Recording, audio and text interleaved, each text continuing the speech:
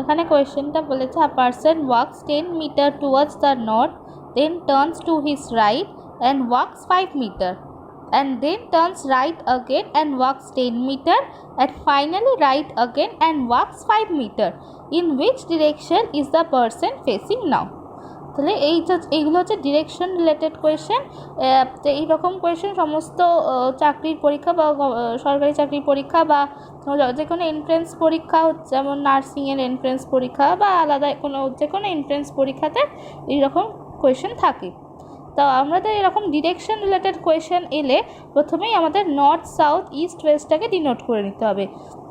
তো প্রথমে এরকম একটা এঁকে নেবো, দিয়ে দেখবো person works 10 metre towards north. তাহলে এইখানটা যদি পার্সনের স্টার্টিং পয়েন্টটা হয় তাহলে 10 মিটার টুয়ার্ডস নর্থ, উপরের দিকে যাবে। তাহলে যেমন যেহেতু নর্থটা উপরের দিকে গেছে এখানে। তারপর বলেছে then the person turns to his right.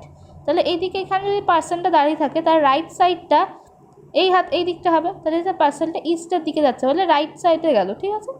আবার এইদিকে যখন মানুষটা দাঁড়িয়ে আছে তখন তার রাইট সাইড আবার বলেছে দেন টার্নস রাইট আগেন, আবার রাইটে যাচ্ছে। তাহলে এই রাইটে গেলে এই নিচের দিকে এলো, তাহলে সাউথের দিকে চলে এলো। অ্যান্ড ওয়াক্স 10 মিটার, 10 মিটার নিচে নেমেছে, তাহলে প্রায় এইটার সমানই। And finally right again and walks 5 metre, আবার এইখানটায় দাঁড়িয়ে এখান থেকে আবার রাইটে গেছে, তাহলে আরও 5 মিটার গেছে। যে তাহলে এই জায়গাটা এসে হলে এবার কী জানতে হয়েছে, in which direction is the person facing now. আমাদের অ্যারোটা এদিকে হচ্ছে, ফলে এই দিকটা হচ্ছে ওয়েস্ট।